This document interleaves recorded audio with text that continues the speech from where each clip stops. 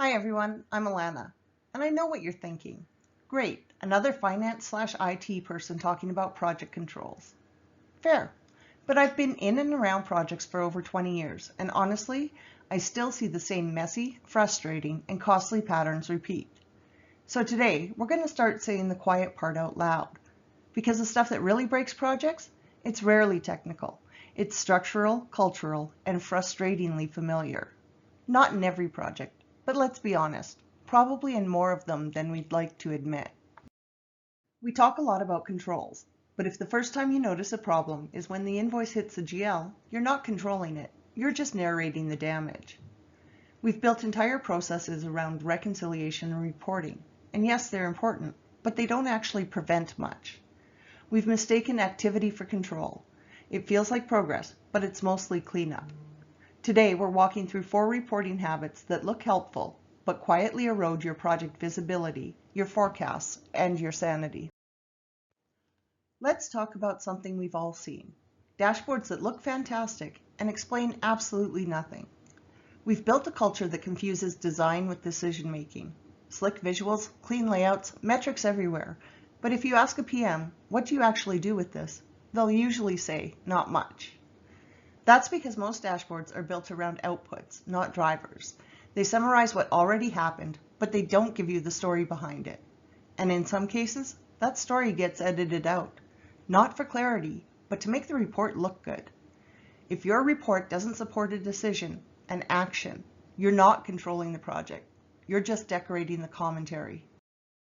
Budgets aren't evil, but they're also not real. They're structured guesses. They're built for approval, for alignment, for optics, and that's okay. The trouble starts when we keep using that structure long after the assumptions have changed. Same design, same roles, same effort, same rates, even when we know the team has shifted, timelines have moved, and the scope's been updated twice. We're not managing risk. We're just forecasting based on what we hoped would happen 6 months ago. The budget helped us start, but if we don't rebuild it for reality, we're not controlling anything. We're just reinforcing the fiction.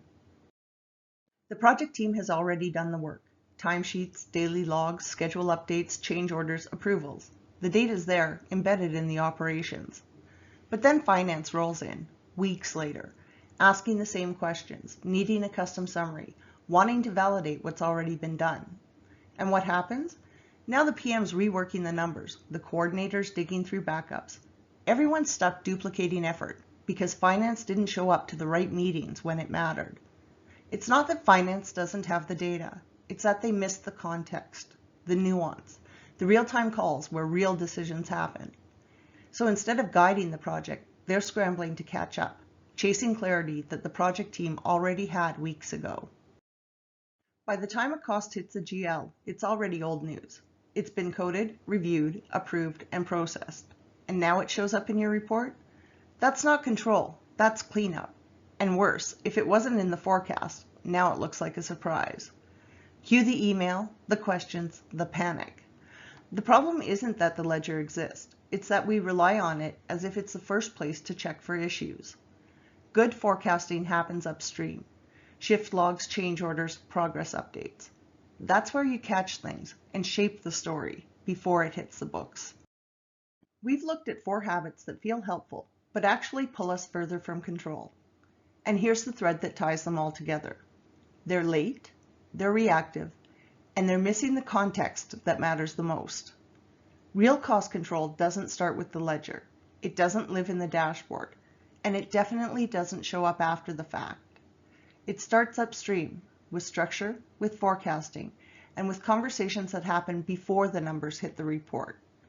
Because when you shift the timing, you don't just spot the problem, you get a chance to manage it. If this hit home and you want more, good, because this is just the beginning.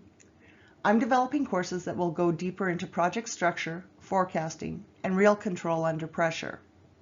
If you want something you can read this week, pick up a copy of a Project Controller's Handbook. The ebook is less than $10 and it's built for people in roles like yours, people who want clarity, not corporate fluff. And if you want early access to the course, just message me. I'll make sure you're on the list.